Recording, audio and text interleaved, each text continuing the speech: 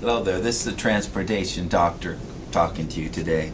Today I'd like to write you a prescription for transportation success in offshore manufacturing. You know, there are many areas that can trap the unwary, and we want you to remember that you are responsible for compliance with international guidelines. You need to hire and train the right people to help you get there. Let's talk about some things that are examples of that. First of all, our export documents. The export laws are contained in Title 15 of the Code of Federal Regulations, and failure to comply with this Bible can result in penalties and delays of your shipments.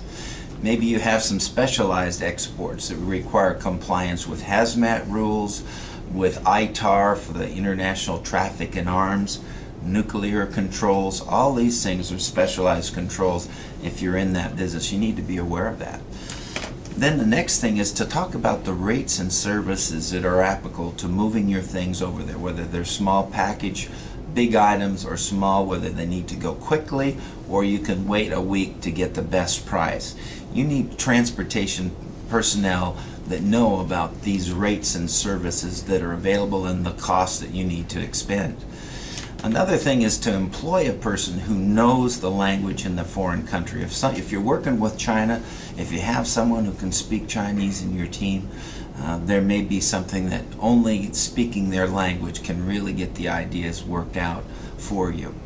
Now as we turn around and we've got things over there, they're being manufactured and they're giving you high quality. What about coming back into the United States? First of all, one of the things you'll be complying with this year is called 10+2, and it's a requirement to transmit information to customs before a shipment comes to the United States. There's some details about this country of origin classification that you need to be able to control.